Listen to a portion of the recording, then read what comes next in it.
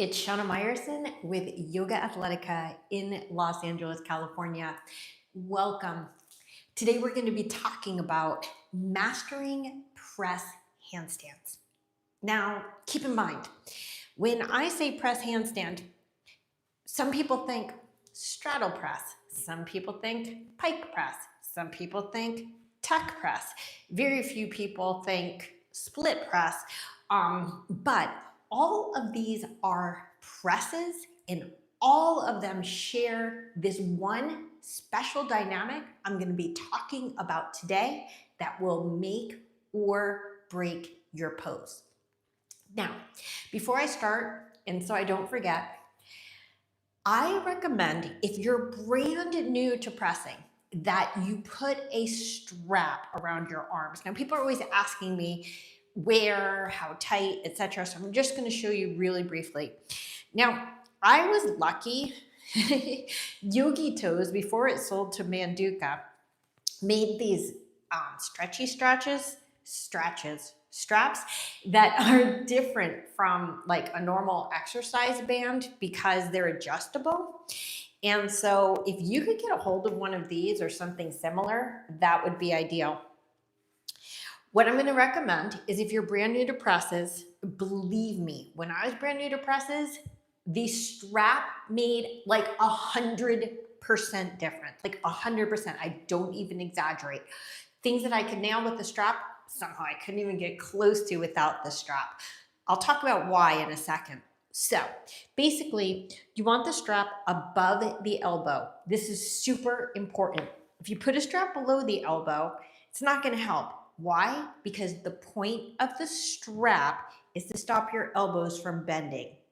Wrists do not stop the elbows from bending, but if I'm pressing down, having it above the elbow does, okay? The main thing you're trying to do, honestly, with the strap is to pull the arms in towards each other. So if you're using a strap that is not stretchy, now a stretchy strap you want pretty tight. You see, this is how tight it is for me. So if I were to go wider than my torso, it's fully stretched out.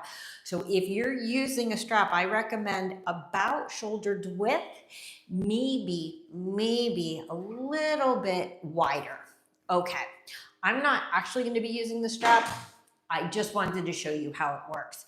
Now, that being said, keep in mind in yoga, and when I say in yoga, I mean the entire asana practice, anytime you use any sort of prop, a strap, a block, a wall, I hope if your intention is to actually sort of master the asana, you understand that the real goal of using a strap, a block, a wall is to one day get rid of the strap, the block, the wall. Now, how do you do that?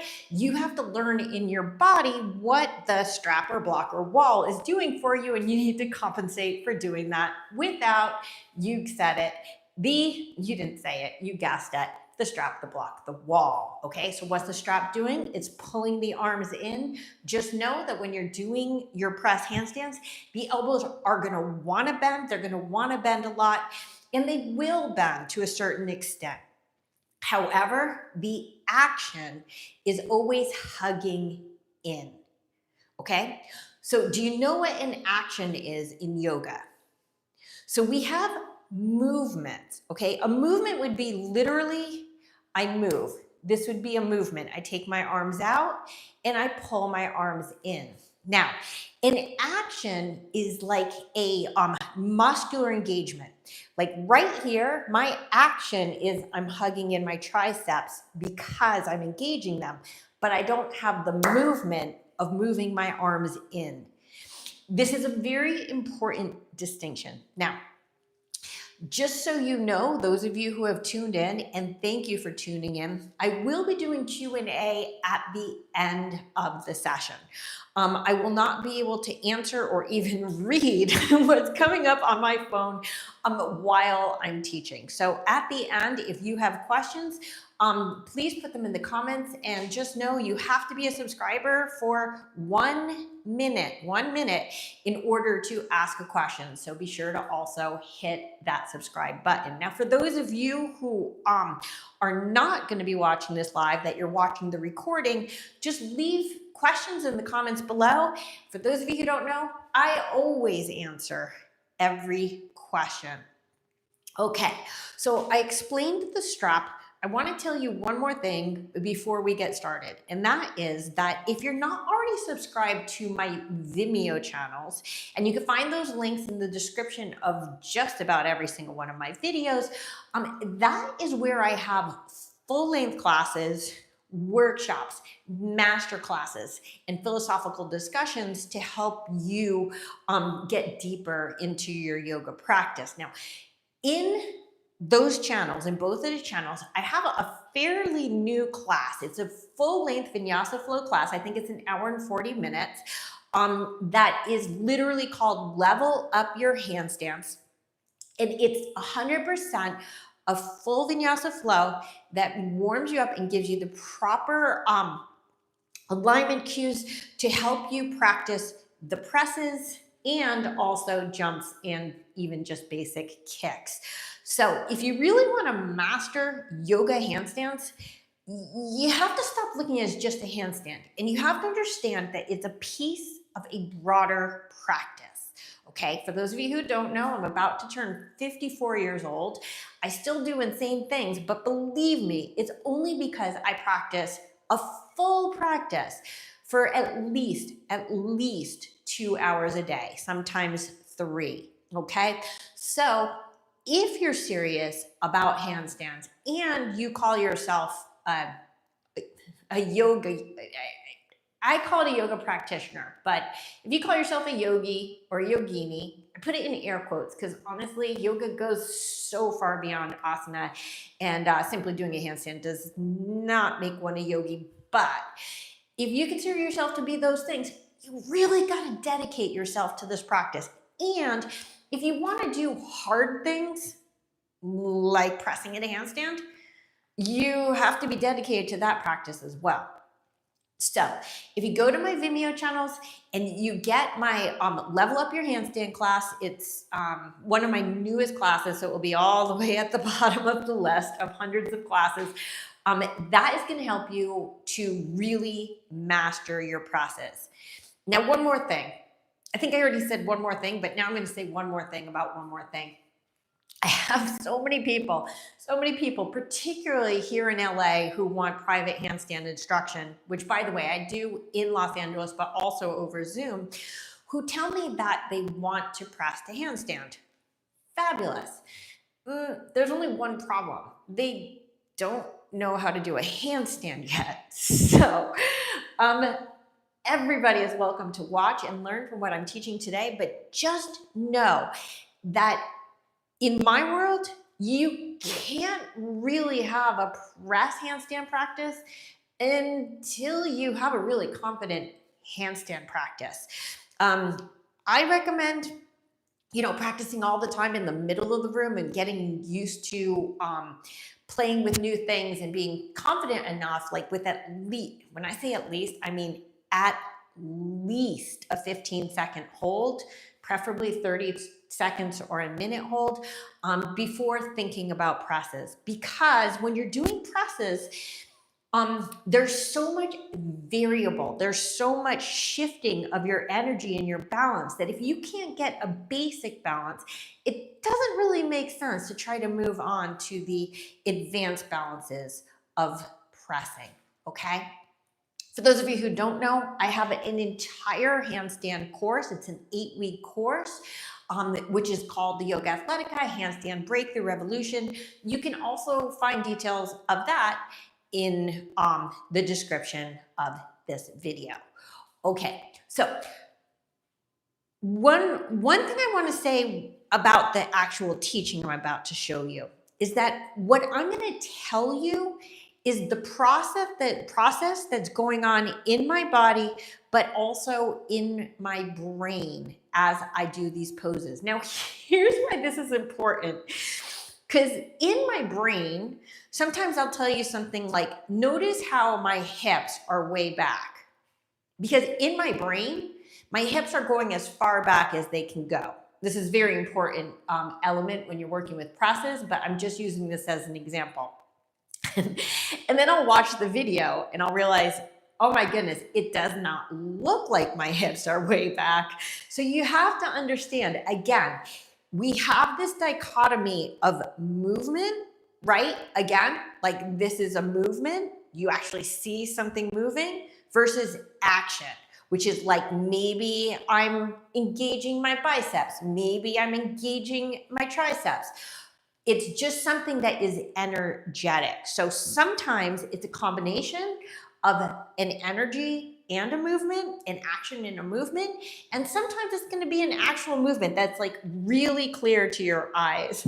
So when I demonstrate things like this, I try to really emphasize the movement so you can see what's going on. But you just got to take my word for it, because sometimes I'll be telling you something and you'll be like, no, that's not what's going on. You just got to believe me. Not only is it what's going on, but the reason I'm telling you is it's because it's what you're going to feel in your body. Now, if you're not a regular follower of my tutorials, A, become a regular follower.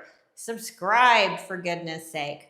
But B, for those of you who do follow me or don't, what I do is I like to break everything down into tiny little pieces and explain not just how it's done, but also how the people make the most common mistakes. And the common mistakes, when I say common, I'm usually talking like 80% or more of people.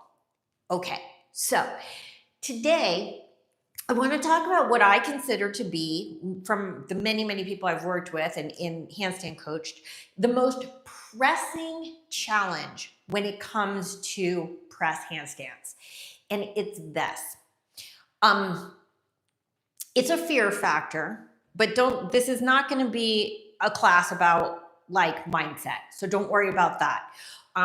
But the fear that people have when it comes to pressing is the fact that in a handstand press, as compared to just like a normal kick up or even a jump, is that the shoulders have to go way beyond the wrist. Now, when I say way beyond, again, this is something you're going to feel more than actually going to happen. It's funny. I always talk about like in just a basic Tadasana, if you close your eyes, it gets like all wobbly, right? And the truth is, nobody, like probably in the history of the world, has ever like fallen over standing in Tadasana, but it sure feels like you're going to. It's called literally, in this case, making a mountain out of a molehill. Now, it's the same with handstands. The movement may not seem so tremendous, but at the same time, if you don't do it, it will feel like it's going to fall on your face. Something just popped up. Thank you for the super chat, Keith. I really deeply appreciate that. Okay, so here's the thing. Whenever we're working with a handstand, right, we're talking about a plane of symmetry. Hopefully you guys understand the concept. So let's pretend I am the plane of symmetry here. What is on one side needs to be equal to what is on the other side. And anything that is not equal will have to be compensated for by engaging more muscles. Now, if you're a super muscly person, you're in luck. It won't be that important that everything is balanced. But if you're like me, like a normal muscly person, you really need to be able to balance on the plane of symmetry. So this would be symmetrical, and so would this. Does that make sense? It's equal. But this is not symmetrical, right? I've got too much on this side. And so what happens in a press is that you've got like your whole body on one side, right? And you've got this, if you're working like a normal handstand, a vertical shoulder over wrist, and you've got too much weight behind you. So let's think about it this way. The plane of symmetry in handstands will always start from wrist to shoulder, okay? So in a normal handstand, this is gonna be it. Why? Because when I go up into a handstand, so I'm just gonna go ahead on up, it's shoulders over wrist, but everything for the most part is gonna stack directly upon that. So the shoulders stay in the same over wrist position. Okay, fair enough. Why? Because again, I'm going straight into a vertical, right? Hopefully you guys understand, vertical is symmetrical. Now that being said, I know what I look like in a handstand. Know this, I have not one, but two very bad shoulders. I'm trying to think of like the nice way of saying this. I tore my shoulder a while back, then my other shoulder started compensating for it, and as a result, now I have two bad shoulders, which means that I've got some weird compensations with my shoulder and hip position. But if you take a still frame of any of my pictures and draw a line down, again, what you're gonna find is that what's on one side balances out what's on the other side. Again, it could always be concentrated. It could always be compensated for by adding more muscle. But if you want easy handstands, you gotta have full alignment. Okay, so again, when I'm just going into a standard handstand, it's shoulders over wrist. Here's the challenge with a press. Now I'm going to start with a split press. It is the most accessible press of all, but the truth is I work with some extraordinary handstanders who can do normal handstands for a minute, 2 minutes, and center the room. No problem. They can also jump, no problem, into any kind of handstand you could think of, but they cannot get their feet off the ground in pressing.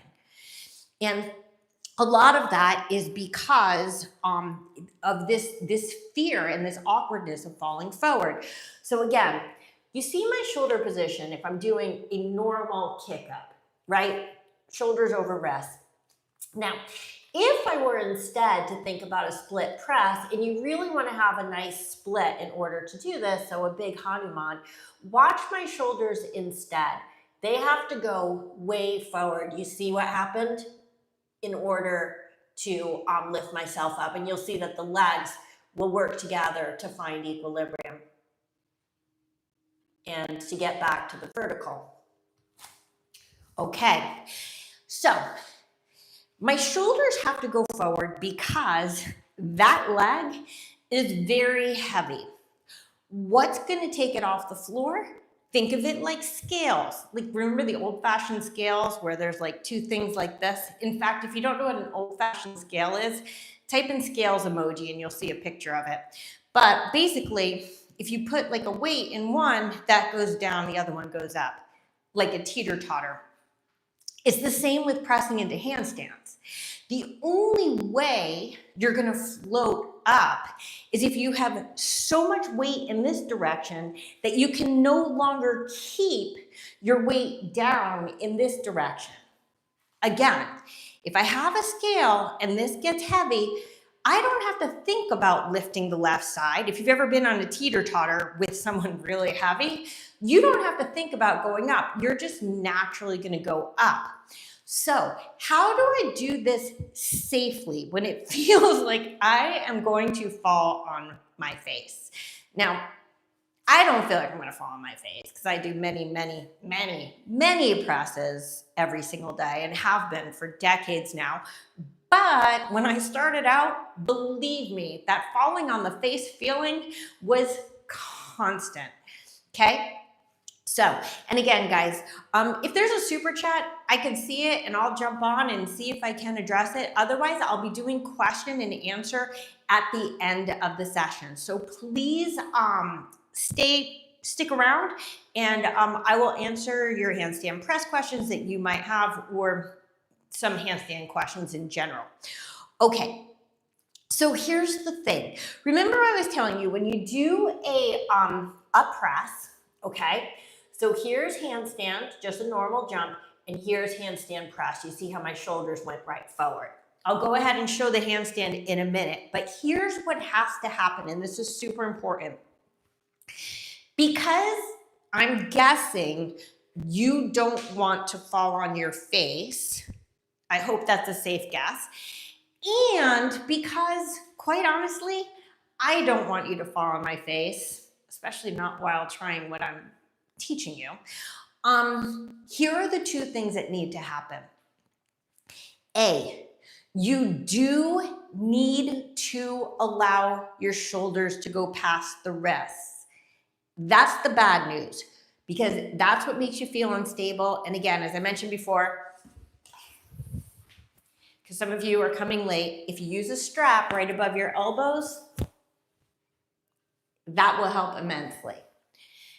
Okay, I'm not really using the strap today. I just wanted to remind people that that is one of the best tools that you have to help you.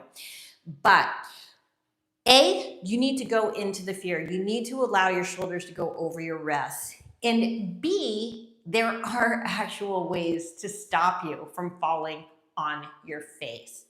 Now, as I mentioned in the beginning, I do have a class on my Vimeo channels, and you can find the links in the description below. That's called Level Up Your Handstand. There, I give you the trick to making sure that you don't fall on your face. But in the meantime, just think about this. Even though the shoulders are going forward, that's the movement, right? They're actually moving in space. The action, okay, the action meaning the intention in my head is that I'm going to pull my shoulders in the other direction. I'm going to resist, because if I go, I don't even know how to demonstrate this without falling on my actual face, but if I keep going forward, forward, forward, I'm sure you could see here, I can't demonstrate a handstand here, but you could see that with my shoulders way forward, with this diagonal, that's going to be non-sustainable for me. I am going to fall on my face. So even though in theory, in actual movement, my shoulders are moving forward, mentally, I am thinking about pulling my shoulders back, okay? So once I set up for my handstand and I lean forward, you see how my shoulders went forward, but it's as if I have an invisible wall there that's pushing back on me and saying, yes, go forward, but only as far as you need to. My top leg stretching back is going to do the rest of the work of floating the bottom leg off the floor, okay, until you find your handstand and you're back to your general plane of symmetry. I'll be showing some other presses later in the class, but this is very important for you to understand. Also, shoulder, you want to embed the humerus, the funny bone, into the shoulder. So instead of feeling like this, it feels like this. It's going to stabilize your shoulder. And also, it's an external rotation, meaning if I were standing, it would be like this. This is external rotation. However, because my hand is on the floor, what happens is the bottom arm will not rotate, but the top arm will. It looks like an elbow that basically goes inside out, okay? Those things are gonna help to keep your shoulders in place. But besides that, besides finding that absolute sweet spot where the shoulders go forward as much as they need to, and no more than that, the other thing that's gonna save you from, you're not gonna flip over. At this point, you're gonna just fall flat on your face, which, by the way, probably sucks balls. Now, I've never fallen on my face, thank God. There's always a first time. But I have had certain presses where it felt like I was going to, and I really had to catch myself. So, how do you catch yourself in an emergency situation where you have leaned forward too far? The answer is actually in your hands. Now, for those of you who have been following me for a long time, you know what I'm about to say. Also a reminder that I have my Handstand Breakthrough Revolution course, which is linked in the description below. Excuse me, that in 8 weeks will get you off the wall and balancing confidently in the middle of the room.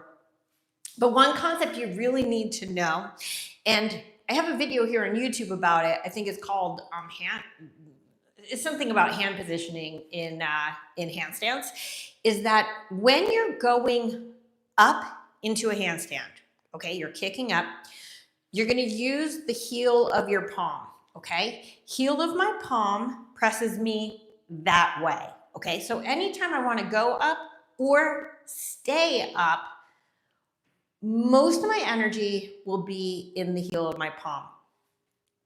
However,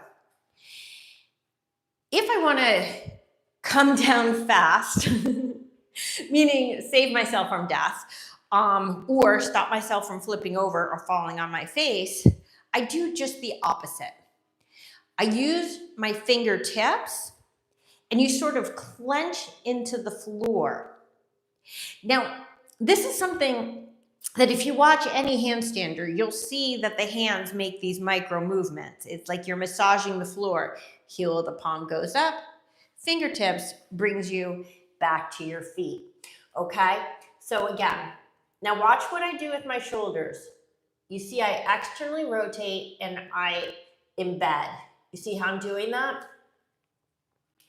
I come high up, I'm looking forward, look where my shoulders are, they're gonna have to go way forward. Now again, I wanna lean forward enough that this foot has no choice but to leave the floor. No jump, no hop, no nothing.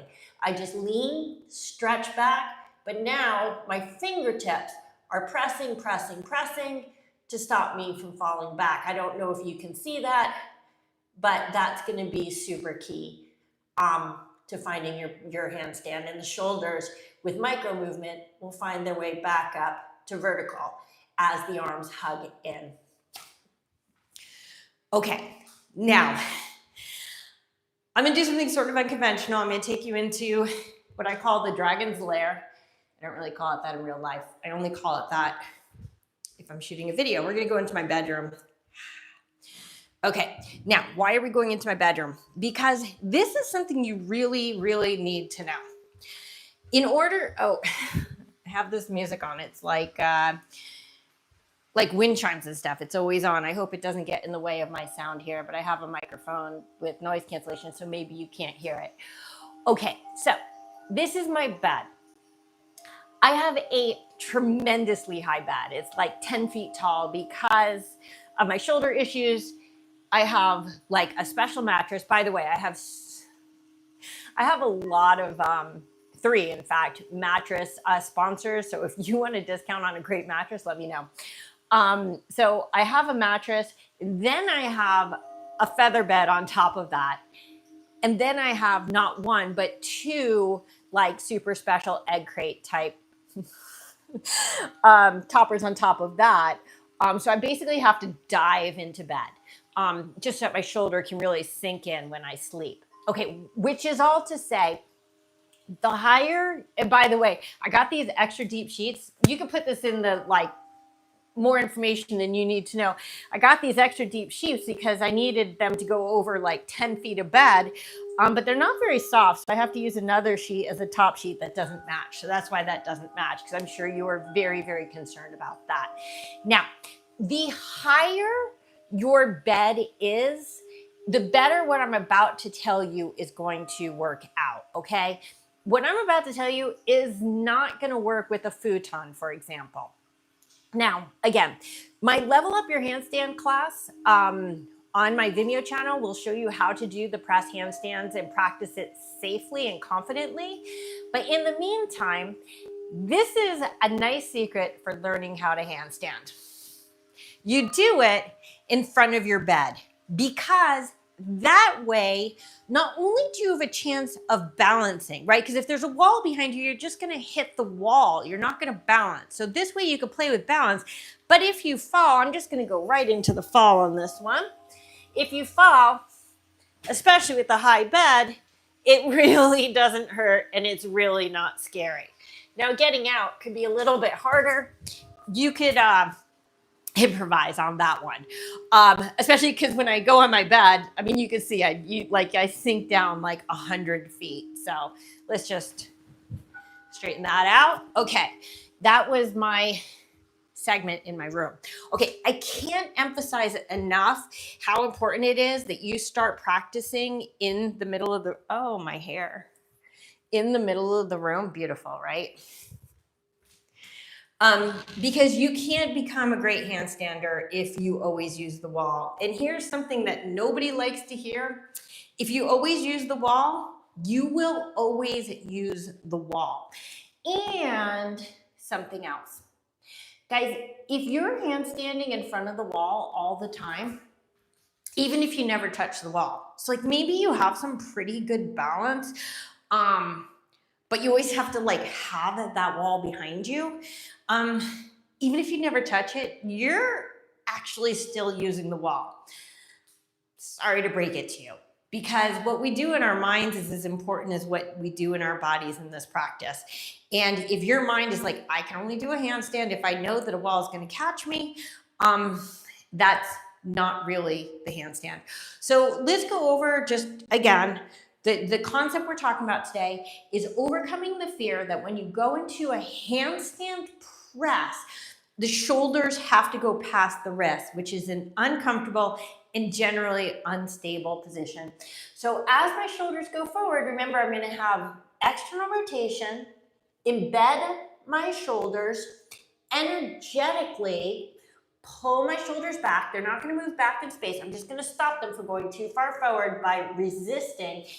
And my fingertips are going to claw into the earth to stop me from flipping over. Now, at first, when I'm going up, it's going to be heel of the palm to lift me up. I know this is a tremendous amount of information, but the whole concept is I have to even out my weight that's on this side with the weight that's on this side. So this time, a bit of a tuck press. I embed, I come on my toes, and once I lean, again, all I need to do really is bend my knees. And then as my legs come up, I'm trying to go slowly so you could get a sense of what's going on with my shoulders. My shoulders will find their way back to a vertical position.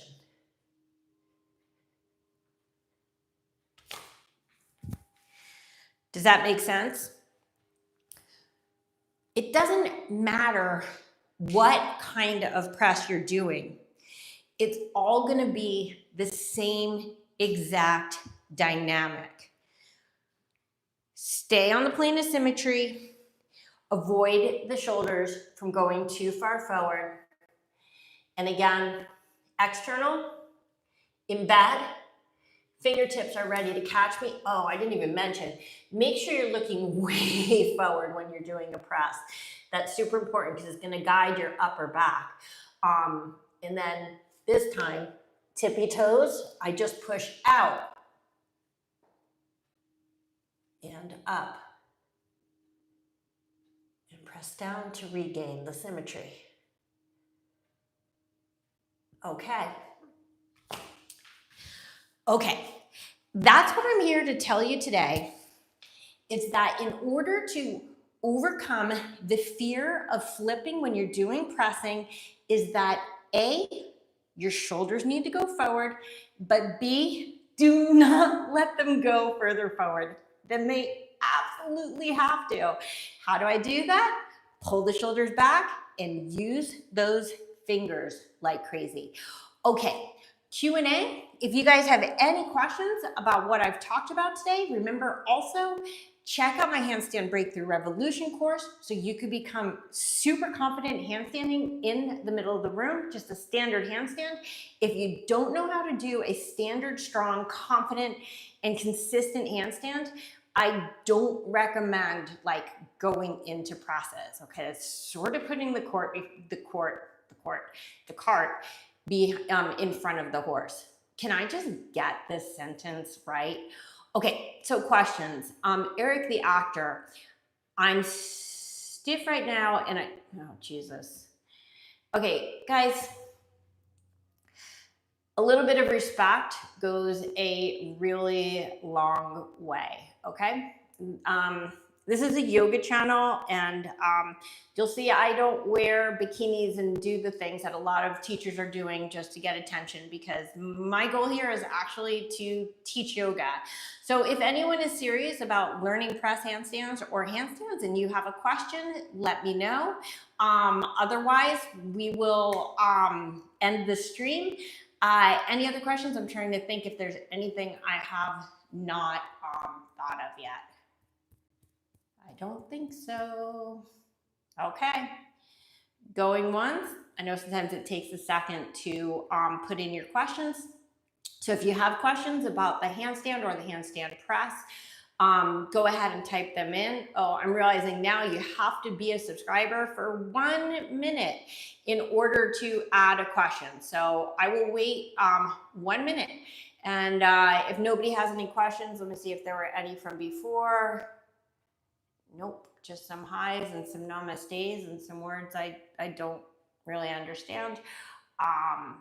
Any questions? Boy, guys, so I'm going to assume from the fact that there's no questions that you know everything there is to know about press handstands. Okay, let's do one more press handstand to finish off the day. Okay, so again, just to remember, the goal of the press handstand is to even out what's in front with what's in back. Now, one of the things about having the head way forward is that creates a lot of that forward moving momentum to help balance out all this heavy stuff that's behind me. Also, of course, the tailbone has to lift up to bring my hips up. So the hardest, scariest part is that your shoulders will go past your wrists. Once you get to that point, all you need to do at this point in a tuck press is bend your knees to go up. Now, I have a tutorial on this here on YouTube if you want to check that out. But again, I do always recommend that first you master handstand before you worry about presses. Breathing exercises. I'm not sure if that's a question, but let me talk about breathing in handstand for a second. Okay, I'm going to say something that don't tell anybody except for all the people who can see this free public video. How do I say this? I'm not that concerned about breathing in handstands. The reason I say that is because handstands require a tremendous amount of focus. And if I add in the Ujjayi breath to the long list of alignments that you have to remember, it's going to make your progress that much slower. So breathe as normally as you can. Most people, I have to be honest, when they first start doing handstands, hold their breath. Not good, but normal. In fact, I'm going to go ahead and tell you something super embarrassing. So again, as I mentioned, I'm going to be 54 next month. I'm old. I've been practicing since I was just before my 30th birthday, so 24 years. And I'm always every day doing things that I can't do very well, particularly one-handed handstands. I practice for a minimum of 10 minutes a day to very little progress, but that's a story for another day. But I have to be honest, when I'm working on things that are super, super hard for me, I still sort of hold my breath. Don't tell. I'm not saying this because I don't think breath is important. Pranayama is the most important part of the asana practice, actually. It's just that it's just very hard to maintain your Ujjayi breath when you're working on incredibly hard skills, such as new handstands. So what I would recommend breathing wise is as much as possible, just try not to hold your breath. How about that? If you don't know how to do Ujjayi breath, I have some Ujjayi videos here on YouTube. Just look for my breathing and meditation playlist and you'll find that there.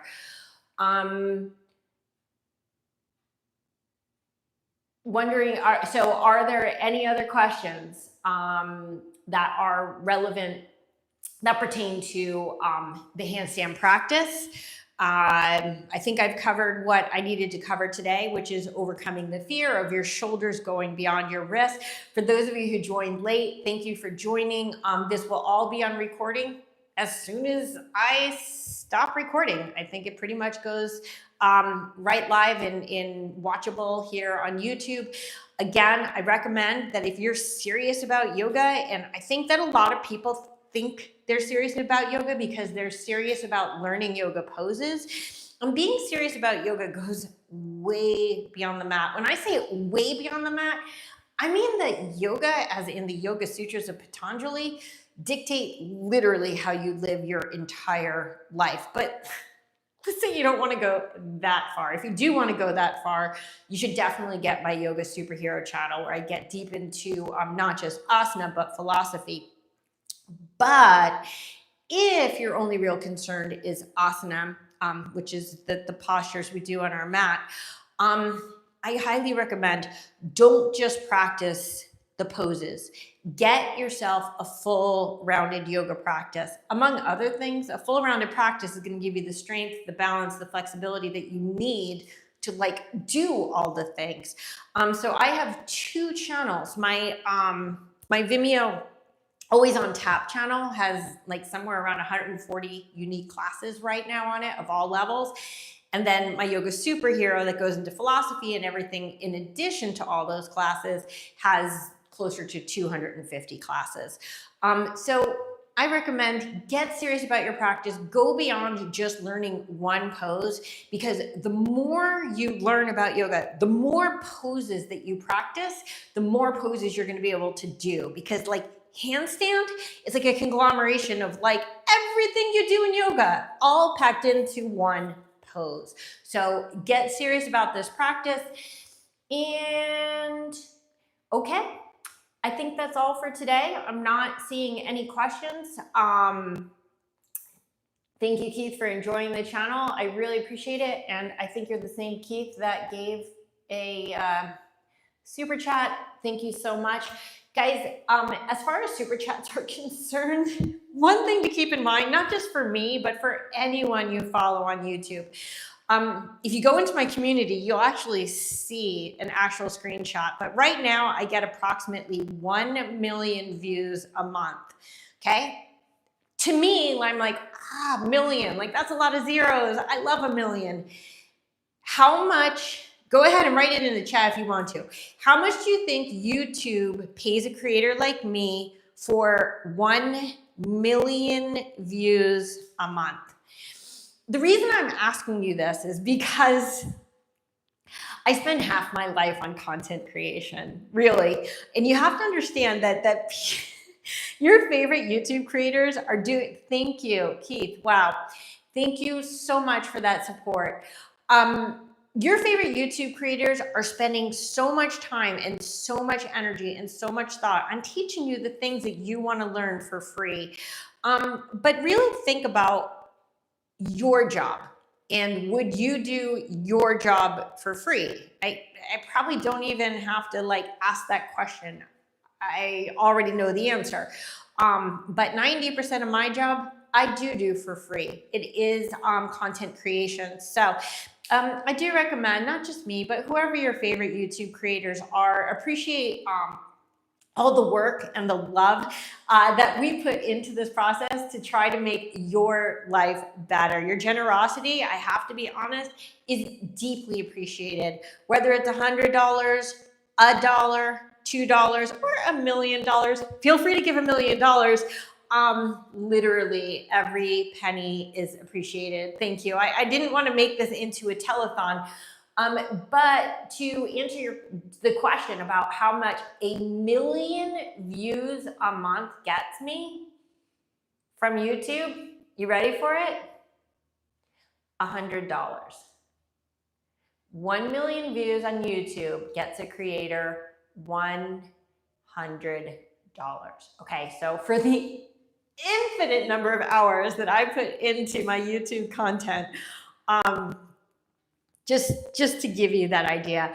Okay, any good stretches for feet and ankles? Okay, hey guys, I'm not getting in. Thank you, Keith, for all of the super chats. I really appreciate it. I'm not going to get into feet stuff. I do have one video about lifting your arches and creating a healthier foot that you could check out. Just type in the search bar for my channel and you'll find that there. Okay, so I'm surprised there's no questions about handstands. Handstands tend to be a pretty complex issue, but I hope that you all got a lot out of this video, and happy handstanding. And leave your questions below. I'm so happy to answer them. And again, thank you, Keith, for your support. It really is deeply appreciated. If you missed most of it, you're welcome, Gabriel. If you missed most of this video, I see a lot of people joined late.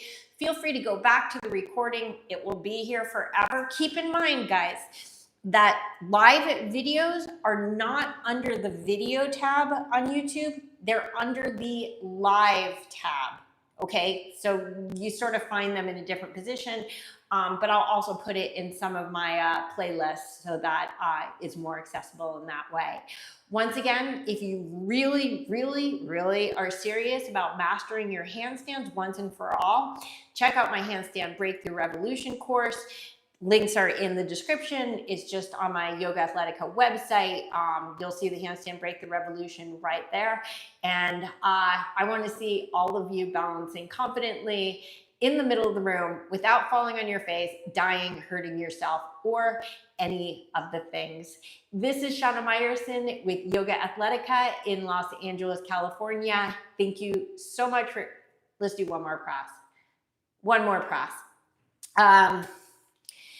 Boy, I'm so not warm. Let's see if I can pull off a pike press, which I do literally 3 times a day anyway, but not usually when I'm not warm.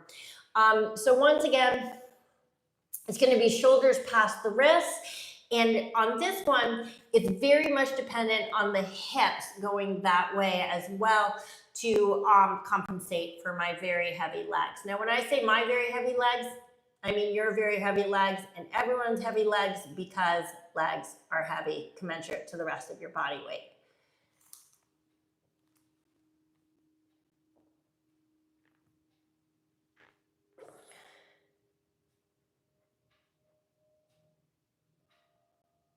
Okay.